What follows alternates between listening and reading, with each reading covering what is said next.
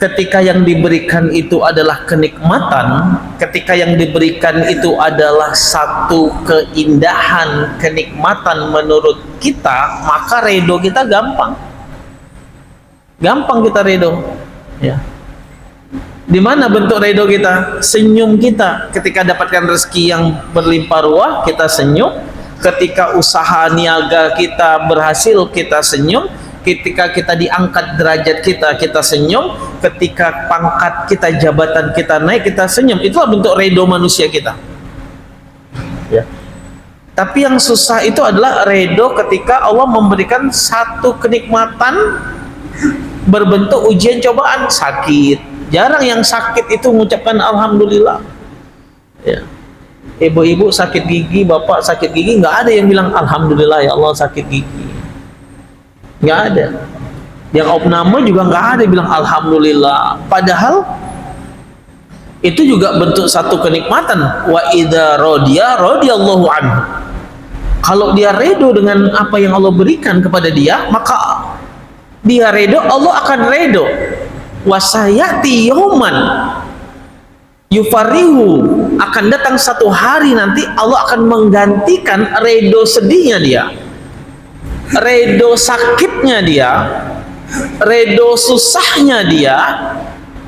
Yauman yufarihu, pada hari, datang satu hari nanti, pada hari itu Allah akan gantikan semuanya dengan kesenangan, kebahagiaan, keindahan.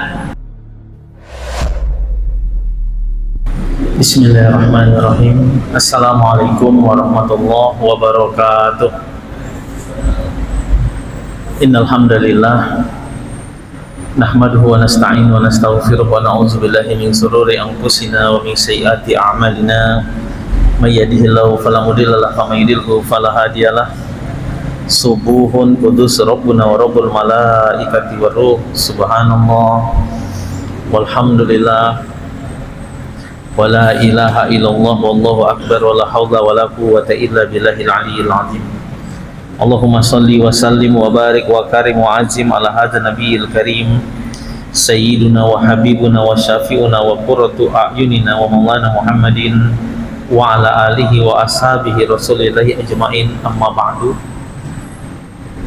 Qala Allah tabaraka wa ta'ala fi kitabihil karim, a'udzu billahi minasyaitonir rajim, bismillahirrahmanirrahim, wa anfiqu mimma razaqnakum min qabli an ya'tiya ahadakumul maut fayaqula rabbi laula akhartani ila ajalin qarib fa asaddaqa wa akun minas salihin wa la yu'akhirullahu nafsan idza jaa ajaluha wallahu khabirun bima ta'malun. Sadaqallahul azim wa sadaqa rasulul karim wa nahnu ala dzalika minasyahidin, amin ya rabbal alamin.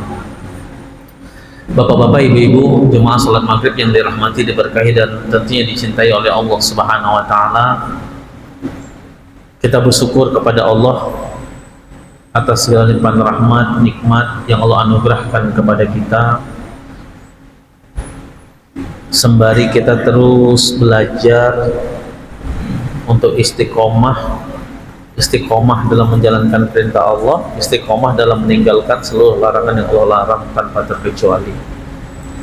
Salawat serta salam tidak lupa kita kirimkan kepada junjungan kita Nabi Muhammad sallallahu alaihi wasallam. Allahumma salli ala Sayyidina Muhammadin wa ala ali Sayyidina Muhammad. Nabi terakhir yang kita semua mengharapkan syafaat yang dibawa oleh Rasulullah sallallahu alaihi wasallam, yauma la zilla illa zillallah, pada hari di mana tidak ada naungan pertolongan kecuali naungan pertolongan dari Allah Subhanahu wa taala. Bapak-bapak, ibu-ibu, jemaah salat maghrib yang dirahmati, diberkahi dan tentunya dicintai oleh Allah tabaraka wa taala.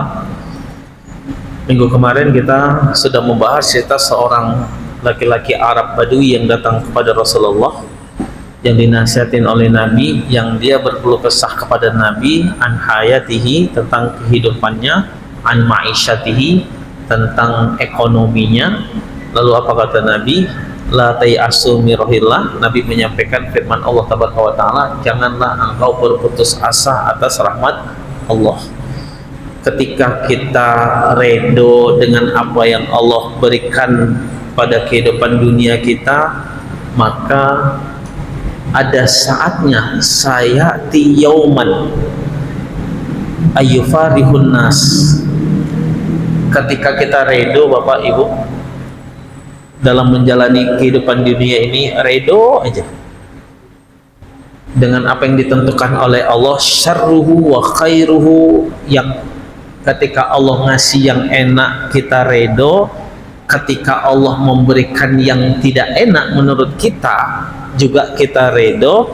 Sayati yauman yufarihullah, akan datang nanti satu hari akan diganti redonya itu dengan kebahagiaan oleh Allah Subhanahu wa Ta'ala.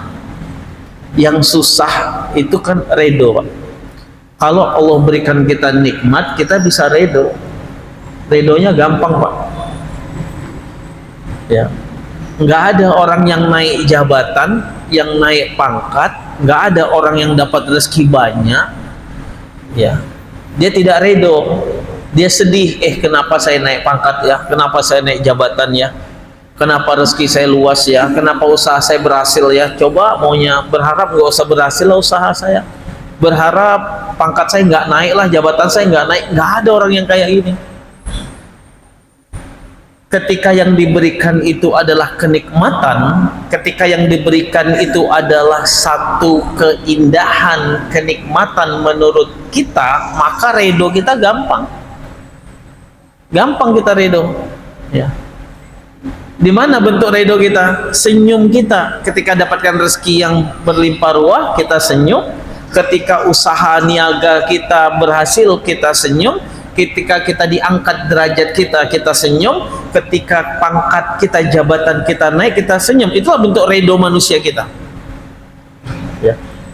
Tapi yang susah itu adalah redo ketika Allah memberikan satu kenikmatan berbentuk ujian cobaan, sakit. Jarang yang sakit itu mengucapkan alhamdulillah. Ya. Ibu-ibu sakit gigi, bapak sakit gigi, nggak ada yang bilang alhamdulillah ya Allah sakit gigi. Nggak ada. Yang opname juga nggak ada bilang alhamdulillah. Padahal itu juga bentuk satu kenikmatan. Wa idza radiya radiyallahu anhu. Kalau dia redo dengan apa yang Allah berikan kepada dia, maka dia redo, Allah akan redo. Wasayati yauman yufarihu, akan datang satu hari nanti Allah akan menggantikan redo sedihnya dia, redo sakitnya dia, redo susahnya dia.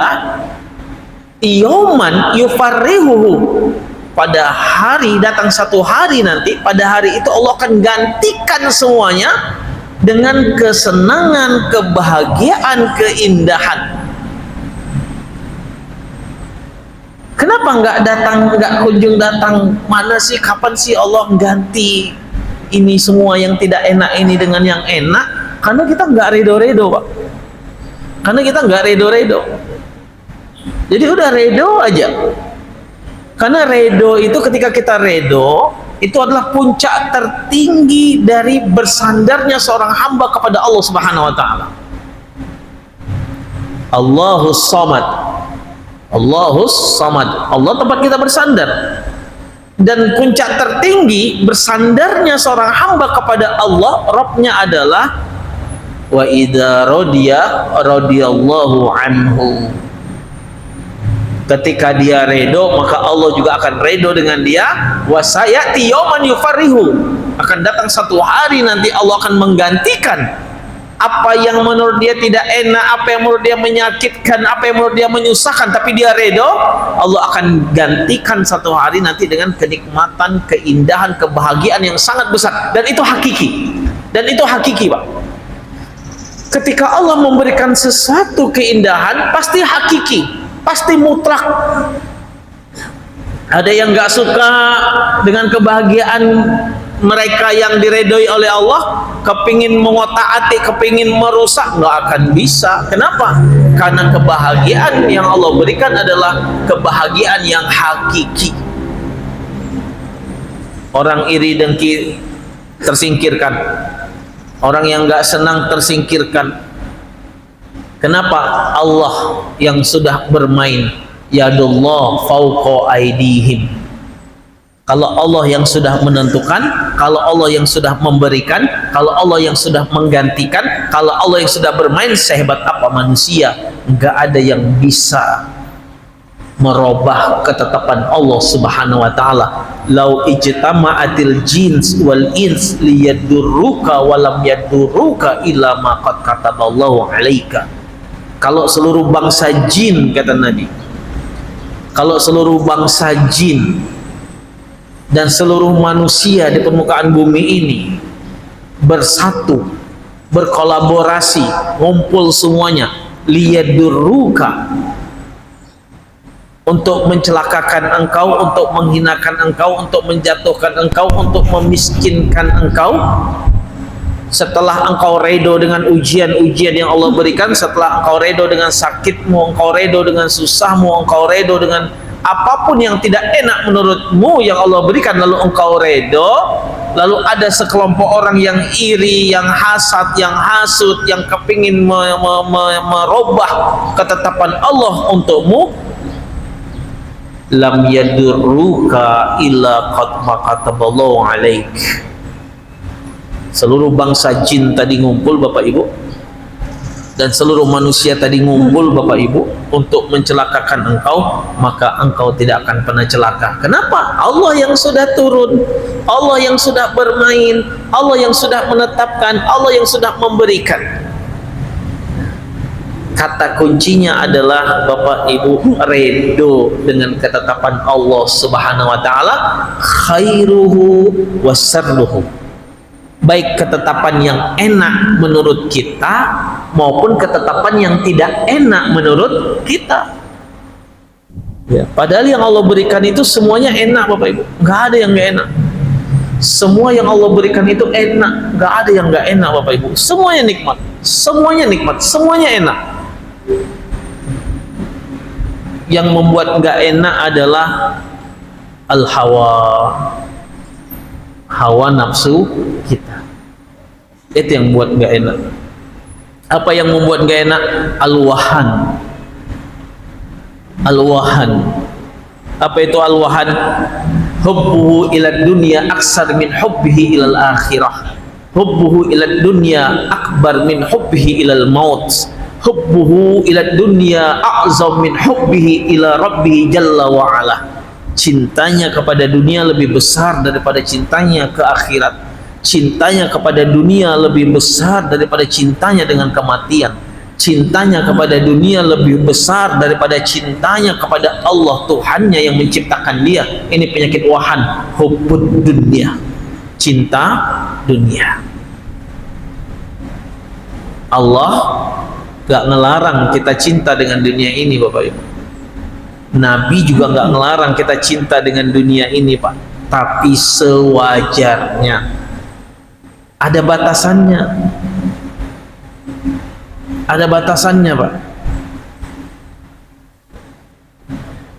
Seperti umur kita punya batasan, seperti pekerjaan kita juga ada batasannya. Semua ada batasannya Bapak Ibu. Dan jangan mencampur adukan mana yang batil, mana yang hak.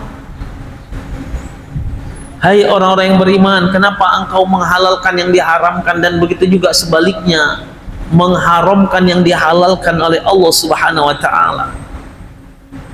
Ya.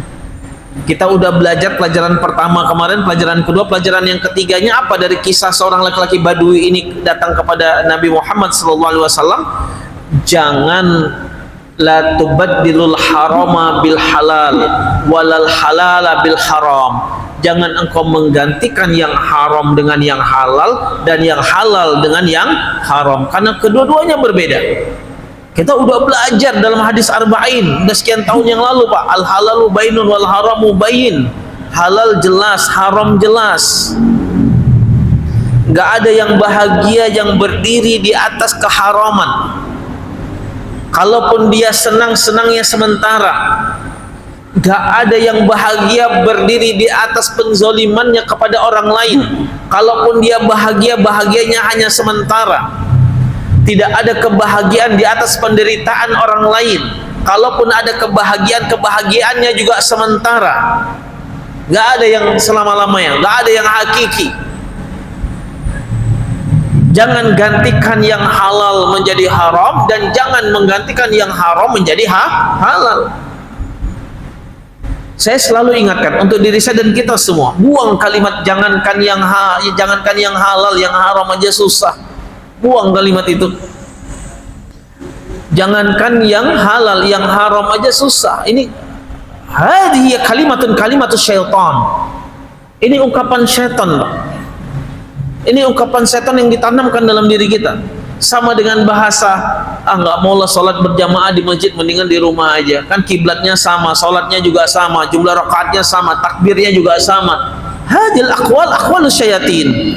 Ini juga adalah ucapan-ucapan syaitan untuk menggoda kita, Bapak Ibu.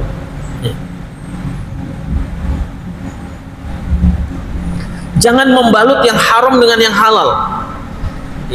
Jangan mengatakan kita tahu nih. Terkadang yang merubah prinsip kita adalah kepentingan sesaat, kepentingan dunia, kepentingan pribadi kita.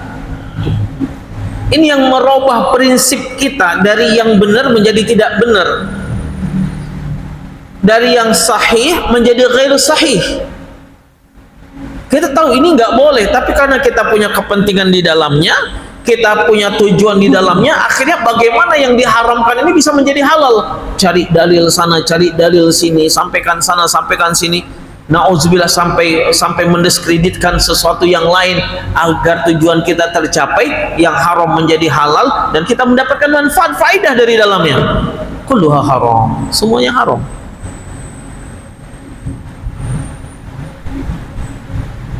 Yang halal jelas, yang haram jelas, nggak usah diganti-ganti. Jangan dijadikan yang haram itu seolah-olah menjadi halal, ya. Dan jangan menggantikan yang halal itu menjadi haram. Oh, ini halal, seolah-olah menjadi haram. Enggak, Pak.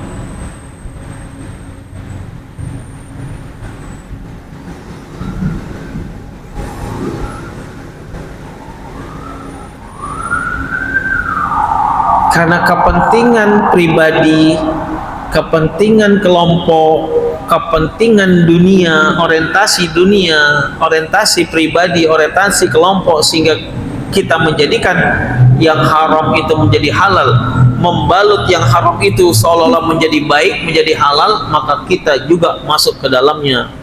Ya, haram, kullu haram, kata Nabi, semuanya haram.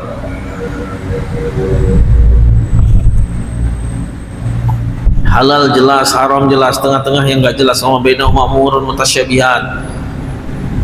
Faman waqa'a fi subhat faqad waqa'a fil haram. Faman waqa'a fil haram faqad qama fin nar.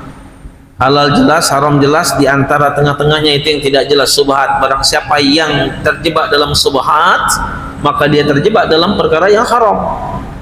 Subhat itu 99,99% haram. Itu syubhat. Nggak ada ulama yang menghukumkan syubhat itu makruh, nggak ada, Pak. Bahkan kemakruhan itu mendekati keharaman. La yazalul makruh haraman. Kemakruhan itu mendekati keharaman. Apalagi syubhat, nggak ada pendapat ulama satupun, al-muhaddisun wal fuqaha, mengatakan syubhat itu halal, syubhat itu ibahah, mubah, boleh. Subhat itu jawaz, jais, boleh, enggak. Semuanya haram. Man waqa'a fi subhat faqad waqa'a fil haram. Faman waqa'a fil haram faqad qama fin nar. Yang terjebak dalam subhat, dia terjebak dalam perkara yang haram. Barang siapa yang terjebak pada perkara yang haram, maka dia sudah berdiri di atas api neraka. Ma minkum anfaqa ahla baitihi bil haram wala subhat. Faqad akhadha ahla baiti ilan nar. Dan barang siapa, Bapak Ibu, pelajaran yang keempat, dan barang siapa yang memberikan nafkah kepada keluarganya, dia memberikan nafkah kepada istrinya, dia memberikan nafkah kepada anak-anaknya, dan dia tahu yang dia dapatkan itu bukan dari yang halal, ya, tercampur di dalamnya ada yang haram, ada yang subhat, lalu dia berikan makan istrinya, dia berikan makan anak-anaknya, dia berikan nafkah istrinya, dia berikan nafkah anak-anaknya, fa innama hamala ahla baitihi ilan nar, dia bagaikan membawa keluarganya ke dalam api neraka. Dia campakkan istrinya ke dalam neraka, dia campakkan anak-anaknya ke dalam neraka,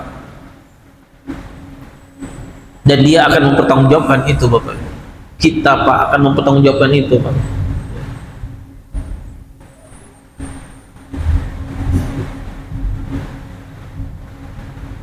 Yang haram jelas, yang halal jelas, nggak usah dicampur-campur. Ya. Perempuan juga jangan menuntut sesuatu yang suami yang nggak bisa memberikan.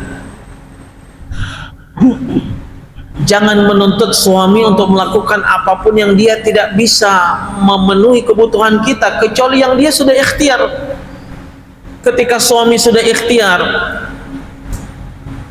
pagi dia kerja sampai sore, malam masih ngojek online lagi, ya. Dan itulah keberkahan.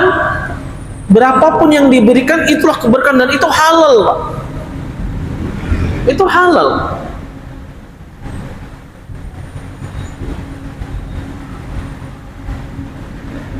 Oke, Bapak Ibu, tadi saya pakai mixing, Pak, sore ngobrol, muncul satu pertanyaan,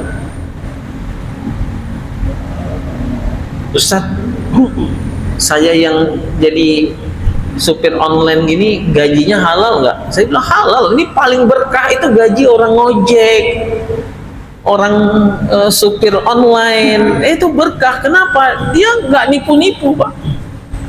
Dia nggak naikkan, dia nggak turunkan sesuai dengan aplikasi. Ya, itu paling berkah, Pak. Saya bilang lebih berkah gaji abang daripada gaji seseorang yang bekerja 8 jam, 2 jam dia duduk di kedai kopi.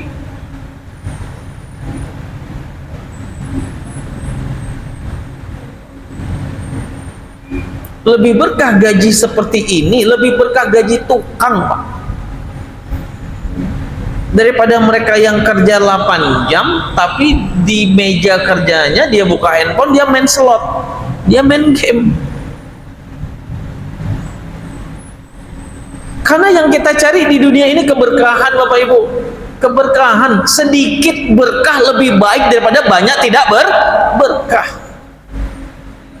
Tanda-tanda keberkahan itu diangkat oleh Allah Subhanahu wa taala, Bapak Ibu. Rezeki yang kita milikin, Pak, uang yang kita milikin itu ngalir kayak air tanpa terasa, nggak ada bekas. Ibu dikasih suami gaji 1 bulan 10 juta, belum 1 bulan udah habis, 1 minggu udah habis, nggak ada bekas. Itu dalil, tanda, bukti keberkahan diangkat oleh Allah, nggak terasa habis. Ketika ditanya kok bisa habis, nggak tahu, ada aja pengeluarannya, ya. Kalau beli cincin masih kelihatan, Pak. Kalau beli baju masih kelihatan. Ibu kalau pergi ke salon masih kelihatan. Beli barang masih kelihatan. Ini ngalir kayak air tanpa bekas. Itu tanda keberkahan diangkat oleh Allah dari rezeki kita dan dari rumah tangga kita, Bapak Ibu. Hati-hati, Pak.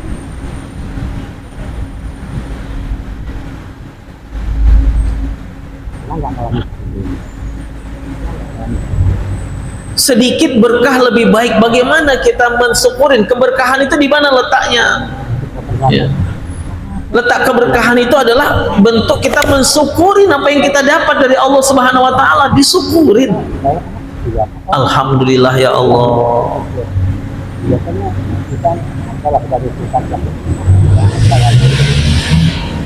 Di mana letak kita tidak mensyukurin apa yang Allah berikan sehingga Allah angkat keberkahan? Ketika kita perintahkan suami kita, bang cari yang lain lah bang, mas ini nggak cukup loh bang, ini nggak cukup loh. Akhirnya yang diharamkan dikerjakan oleh suaminya.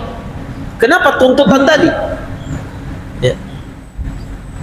Karena yang diberikan nggak cukup, akhirnya istrinya juga macam-macam, mencari yang lebih, hancur semuanya, Bapak Ibu. Diangkat keberkahan tadi oleh Allah Subhanahu wa taala. Yang bermain siapa? Syaitan lagi bermain di dalamnya. Ya. Jadi syukurin, dikasih selama suami kita mau ikhtiar, Ibu. Berapapun dikasih, selama dia mau usaha, selama dia mau bekerja yang halal. wa anfaqa ahla baiti bi halalin, dan dia memberikan rezeki dia sebagai nafkah dia kepada istrinya dan anak-anaknya, keluarganya, fa inna lahumul jannah, maka untuk dirinya, untuk suaminya, istrinya dan anak-anaknya, fa inna lahumul jannah, maka bagi mereka surga yang sudah disiapkan oleh Allah Subhanahu wa taala. Surga yang sudah disiapkan. Kenikmatan dunia ini kan Bapak Ibu nggak lama Pak, 70 tahun, 80 tahun. Sekarang cari orang 100 tahun aja susah Pak. Ya.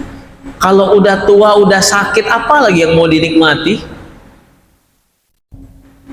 Apa yang mau dinikmati Bapak Ibu?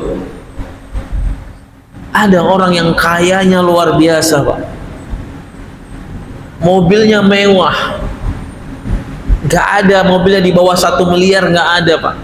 Saking kayanya dia, kaya sekali, kayanya luar biasa. Kalau dilihat dari luarnya, wah indahnya luar biasa, bahagianya luar biasa.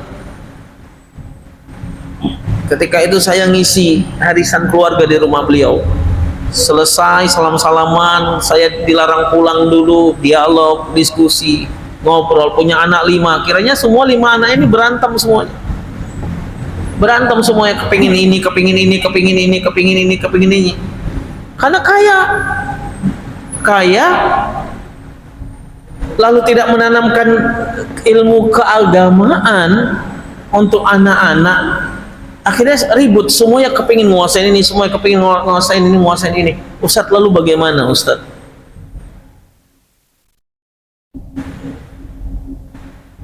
Gak ada solusi yang lain illa ayatuballah, taubat, mohon ampun kepada Allah, berdoa kepada Allah, ya, penuhi hak Allah, baik dari diri kita, keluarga kita, dan harta kita, penuhi hak Allah. Setelah itu kumpulkan anak-anak, sampaikan. Jadi banyak pelajaran Bapak Ibu. Harta yang kita tinggalkan nggak kita bawa mati kan Pak? Nggak ada Pak, kita tinggal semuanya.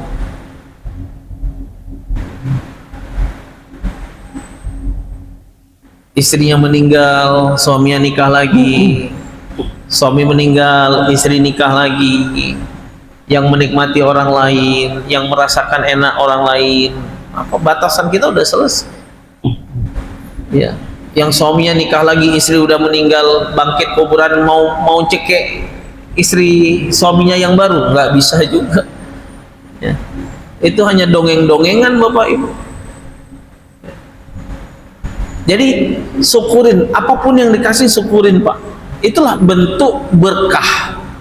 Tapi ketika berkah itu diangkat oleh Allah Bapak Ibu ya, coba kita rasakan Pak, 1 bulan gaji kita, ukuran matematikanya cukup untuk 1 bulan, tapi 1 bulan gaji kita belum 10 hari udah habis, nggak berbekas. Hati-hati kalau ini terjadi dengan kita Bapak Ibu, bisa jadi keberkahan itu diangkat oleh Allah Subhanahu wa taala, kita nggak ngerasakan keberkahan. Berarti ada cara yang nggak pas.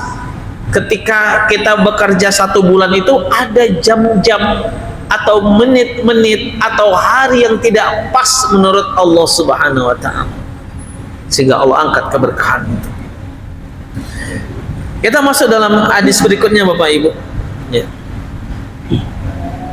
Inna lil jasadi ta'mun wa lil ruhi ta'mun fa'ti ta'muhuma. Jasad itu ada makanannya Pak, roh juga punya makanan. Mata'mul jasad, apa makanan jasad? Makanan jasad itu nih air, ini makanan jasad Pak. Makan itu makanan jasad. Minuman, makanan itu makanan jasad. Fa'ti ta'muhu, maka kasih makanan jasad.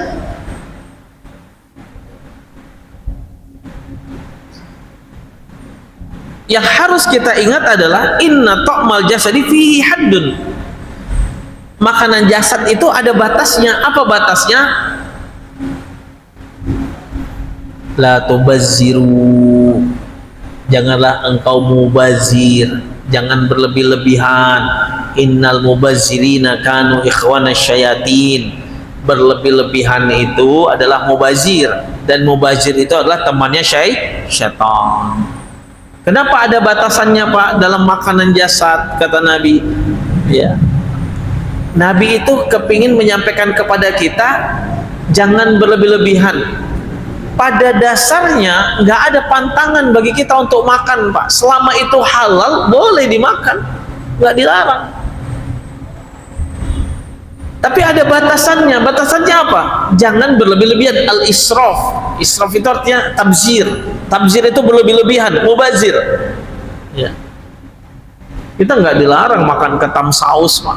Ketam lada hitam itu nggak dilarang. Nggak dilarang makan udang saus. Tapi kalau Bapak makan ketam saus sampai 3 kilo, Pak, kebelengar kolesterol. Kenapa? Karena berlebihan. Ya. Pak Acang nggak dilarang makan gonggong, tapi kalau cangkang gonggong dimakan, ya, makan gonggong 1 ember, gimana? Ya. Bang Darwis nggak dilarang makan sate kambing, tapi kalau 200 tusuk sate kambing plus tongseng, makan di ala Blitar.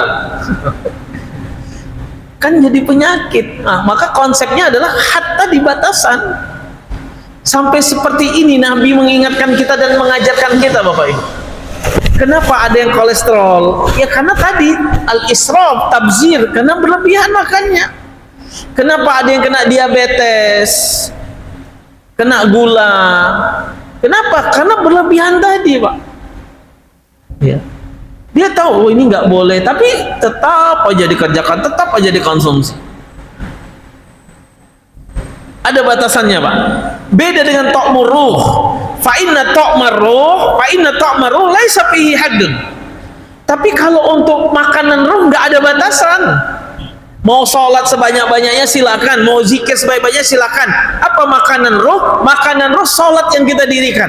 Apa makanan roh? Zikir yang kita lapaskan. Apa makanan roh? Tartil Quran yang kita lantunkan dengan lisan kita. Mata'muru apa makanan roh? As-sadaqat, sadaqah yang kita berikan. Mata'muru apa makanan roh? Zakat yang kita keluarkan. Apa mata'muru apa makanan roh? Ucapan baik yang kita ucapkan kepada orang lain. Setiap kebaikan-kebaikan dari ibadah yang tidak mengenyangkan jasad kita tapi mengenyangkan ruh kita, itulah makanan ruh, Bapak Ibu. Itu makanan ruh, dan gak ada batasannya makanan ruh. Hayyan aw maitan. Orang yang hidup makanan ruhnya gak ada batasan. Orang yang mati pun ada makanan. Apa makanannya? Ruh, karena jasadnya udah gak ada, Pak. Orang yang mati jasadnya udah mati. Namanya mati perpisahan antara ruh dan jasad. Yang mati apanya? Jasad. Ruh nggak pernah mati.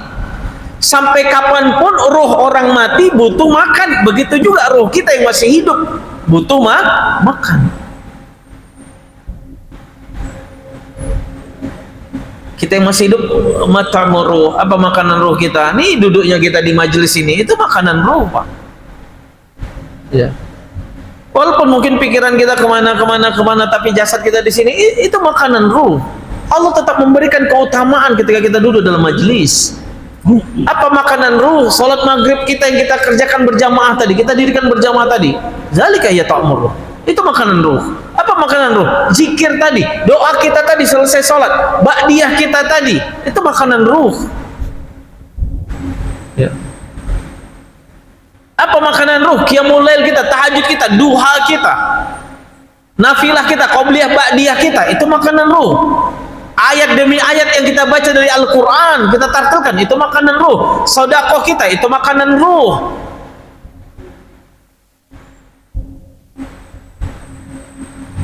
Terkadang kita lupa, lebih mementingkan jasad, tidak mementingkan ruh. Padahal semuanya butuh makan, dan ruh ini sangat urgent, Pak. Ya. Ini yang hidup, yang mati juga punya makanan rohnya, Pak. Setiap ruh itu ada makanan. Orang yang mati, apa makanan rohnya? Kirimin doa, mohonkan ampunan, ya. Kirimkan sedekah jariah. Ketika dia punya anak-anaknya taat kepada Allah, anaknya saleh soleha, ya itu makanan ruh untuk yang meninggal Bapak Ibu. Jadi semua ada makanannya Pak. Kenapa kadang diri kita kosong? Kenapa terkadang diri kita blank? Pikiran kita kosong, kacau gitu Pak, nggak konsen, nggak fokus. Kenapa terkadang ada dalam hati kita rasa was-was, ya, rasa khauf, rasa khasyah, rasa takut bukan karena Allah, takut karena dunia, takut karena nggak dapatkan ini, khawatir nggak bisa ini, ya. Kenapa? Karena roh kita kosong Pak. Roh kita nggak ada makanan yang kita kasih, sehingga yang ada adalah rasa khawatir, rasa takut. Aduh besok gimana ya, aduh ini gimana ya, aduh ini nanti gimana ya, aduh anak saya nanti gimana ya, istri saya nanti gimana ya, suami saya nanti gimana ya, ini nanti orang tua saya gimana ya.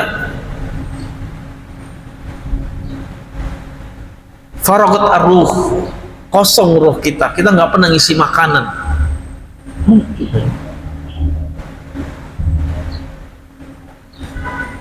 Allah menciptakan sesuatu itu dengan keseimbangan Bapak Ibu. Ada pagi, ada malam, seimbang pagi, ya, siang, pagi, siang, malam, seimbang Pak. Laki-laki perempuan kehidupannya juga seimbang Pak. Antara kaki dan tangan juga seimbang Pak. Nggak ada orang yang langkahkan kaki kanan, tangan kanannya juga ikut maju, nggak ada Pak. Semua seimbang. Kehidupan kita semua seimbang Pak. Begitu juga antara kebutuhan jasad dan kebutuhan roh juga seimbang. Ya. Jasad punya batasan, jangan kasih yang haram, penuhi dengan yang halal. Ingat batasannya, jangan al-israf, jangan tabzir, jangan berlebih-lebihan. Dan roh nggak ada batasan. Semua kebaikan itu ta'muru, semua kebaikan, semua ibadah ta'muru, kerjakan, nggak ada batasannya. Ya. Wa'mal li ruhika ata istaka, kerjakan, kerja kamu untuk makanan ruh kamu sampai muntah-muntah itu ruh. Ini peribahasa. Maksudnya sampai muntah-muntah itu apa? Sampai roh itu kenyang betul gitu. Jadi salat sampai kamu capek betul. Zikir sampai kamu capek betul, sampai roh itu betul-betul kenyang. Ketika roh itu sudah kenyang Bapak Ibu, antang aja kita dengan dunia ini Pak. Keberkahan datang, rahmat Allah datang, ridho Allah juga datang. Kenapa? Roh kita terisi Pak, ya, roh kita terisi. Yang bahaya itu Bapak Ibu ketika kita nggak bisa dan tidak mau mendengarkan kebaikan Pak. Ketika kita nggak bisa dan nggak mau diajak untuk berbuat baik, ketika kita mengingkari kebaikan, ini yang bahaya Bapak. Ini bahaya.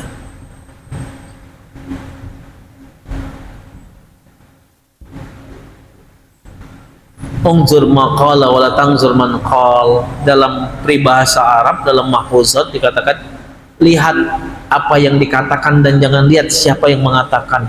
Walaupun itu anak kecil, walaupun itu mungkin orang-orang yang bukan muslim, dia mengatakan kebaikan untuk kita, ambil Pak. Walaupun itu orang tua renta, ketika mengajarkan, mengatakan satu kebaikan dan itu ada faidah, ada manfaat, ambil Bapak Ibu. Jadi butuh keseimbangan Pak, butuh keseimbangan, ya. Isi roh kita, dan jangan pernah kita menolak satu kebaikan, karena ketika kita menolak satu kebaikan itu bentuk penolakan kita terhadap hidayah yang Allah berikan Bapak Ibu. Kita umat Islam bukan lagi minta diberikan hidayah, kita yang sudah Islam ini mencari hidayah Pak, bukan minta hidayah, ya Allah berikan nama hidayah. Enggak, kita udah diberikan hidayah oleh Allah. Tapi bagaimana kita mendatangkan hidayah, mencari hidayah itu, mempertahankan hidayah itu. Kita bukan orang kafir yang minta diberikan hidayah Bapak Ibu, tapi kita mencari bagaimana mendapatkan, menggapai hidayah itu lagi yang ketika itu udah hilang dari kita. Mempertahankan hidayah, petunjuk. Dengan apa? Salah satunya dengan ini, duduk dalam majelis. Dan masih banyak ibadah-ibadah yang lain, ya, yang menjadi makanan roh kita, yang menjadi sumber Allah bukakan pintu kebaikan-kebaikan kita, dan jangan pernah menolak satu kebaikan yang diajarkan oleh orang lain, yang disampaikan oleh orang lain. Lau kana takrahuhu walau kana sobiyan walau kana laisa musliman, walaupun engkau benci dia, walaupun dia anak kecil, dia sudah tua, atau mungkin dia bukan orang Islam sekalipun, ketika dia memberikan kebaikan maka dengarkan dan kerjakan. Bapak Ibu, dua hadis. Ada yang mau bertanya, saya persilakan. Silakan.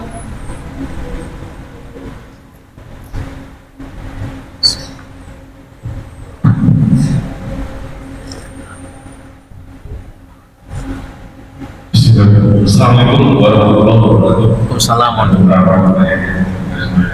Yang pertama, Rasul kita Nabi Muhammad SAW adalah Nabi terakhir kita yakini itu. Nah, bagaimana status Nabi Isa? Karena dulunya sekarang itu masih hidup. Apakah Nabi Isa itu termasuk menjadi umat Nabi Muhammad SAW?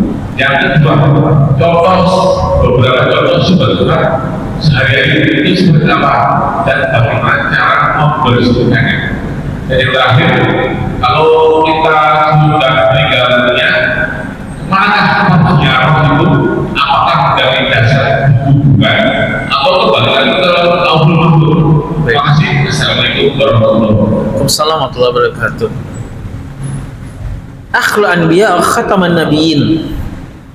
Ketika Nabi Adam diciptakan oleh Allah Subhanahu wa taala lalu diangkat ke langit, sebelum dimasukkan ke surga, Bapak Ibu, Nabi Adam itu ngelihat pintu-pintu langit ada dua kata. Setiap pintu langit ada dua kata. Ada lafzul jalalah Allah, dan kata Nabi Muhammad, Allah, Nabi Muhammad. Ini sama, Pak. Ini Muhammad, ini Allah. Setiap masjid itu kan ada, Pak. Ini Bapak Ibu, cerita latar belakang ini itu Nabi Adam naik ke langit. Setiap pintu langit ada Allah, Muhammad, Allah, Muhammad, Allah, Muhammad, Allah, Muhammad. Ya, itu latar belakangnya, Pak. Ya, asbaburutnya, sebab ada ini itu. Ketika pencipta Nabi Adam dibawa oleh Allah ke langit. Ya. Lalu Nabi Adam bertanya kepada Jibril, siapa tuh Muhammad? Aku belum pernah mendengar yang namanya Muhammad, aku belum pernah melihat yang namanya Muhammad. Aku manusia pertama diciptakan. Nggak ada manusia sebelum aku yang diciptakan oleh Allah. Aku manusia pertama, kok ada Muhammad? Apa kata Jibril? Inna Muhammadan akhirul anbiya wa khataman nabiyyin. Muhammad yang kau lihat itu adalah nabi terakhir dan penutup para nabi. Lalu bagaimana dengan Al-Masih Isa bin Maryam, Nabi Isa alaihi salam? Nabi Isa alaihi salam adalah nabi yang Allah hadirkan, yang Allah utus sebelum Nabi Muhammad sallallahu alaihi wasallam. Ya. Dalam surah Al-Fatihah dikatakan, ya. Alhamdulillahirabbil alamin arrahmanir rahim maliki yaumiddin iyyaka na'budu wa iyyaka nasta'in ihdinas siratal mustaqim siratal ladzina an'amta 'alaihim ghairil maghdubi 'alaihim waladdallin. Ada Nasrani, ada Yahudi di sana. Insyaallah minggu depan kita bahas yang ini, Pak. Lalu apakah Nabi Isa ini adalah nabi terakhir? Tidak. Nabi terakhir jelas. Nabi terakhir jelas khataman nabiyyin, akhirul anbiya wa khataman nabiyyin. Dan dalam surah As-Saff diceritakan di sana, dalam surah As-Saff, Bapak Ibu, Nabi Isa ditanya oleh al-Hawariyun, ya. Ditanya Nabi Isa alaihissalam, ya, apakah nanti setelah kalau engkau mati, karena ada satu orang dari Hawariyun, ya, yang berkhianat. Isa itu nanti mati. Isa itu nanti mati, dibunuh, ya. Dia berkhianat dengan Nabi Isa alaihissalam, Yudas Iskariot. Sehingga yang lain jadi bingung nih.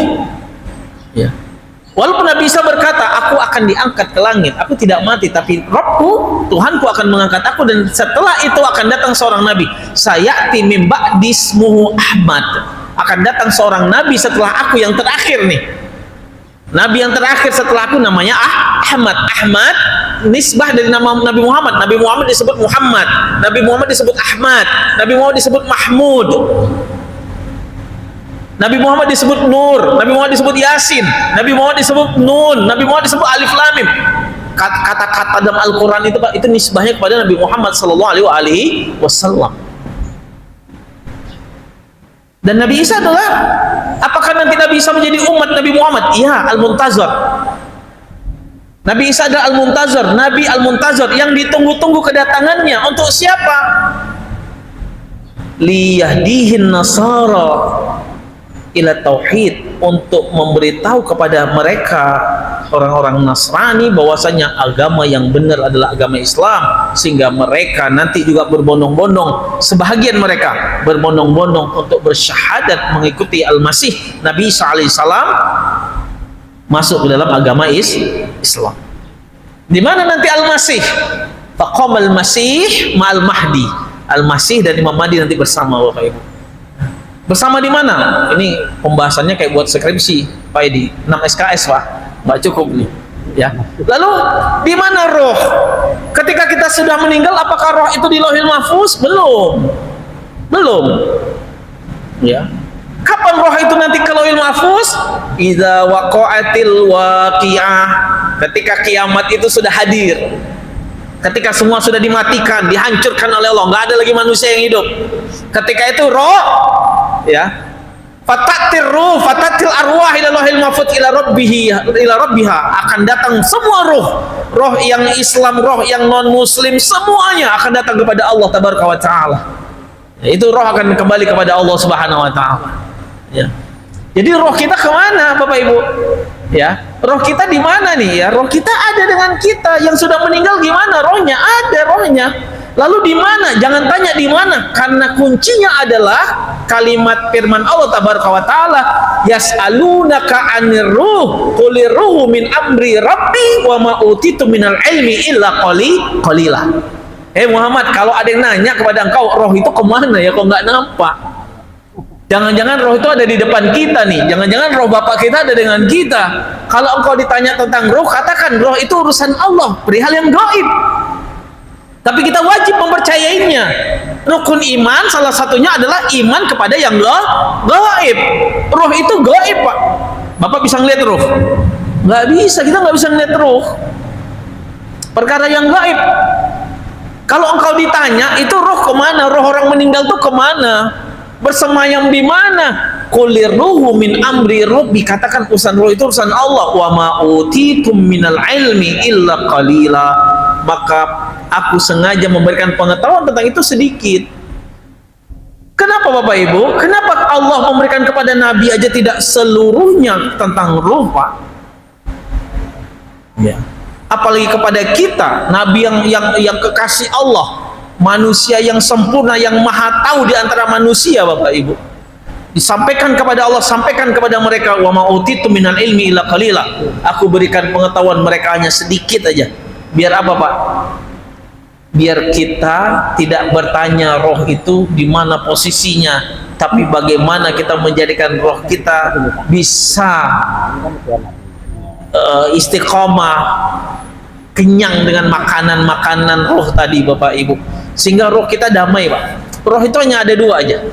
Roh itu dia mutmainnah, atau roh itu bahagia atau tidak bahagia, itu aja, Pak. Ya ayat Tuhan nafsul mutmainnah irji'i ila rabbiki radiyatan mardiyah fadkhuli fi ibadi wadkhuli jannati. Apakah roh kita tenang atau tidak tenang? Ya, mudah-mudahan kita husnul khatimah insyaallah. Ya, mohon maaf lahir dan batin. Billahi taufiq wal hidayah. Wassalamualaikum warahmatullahi wabarakatuh.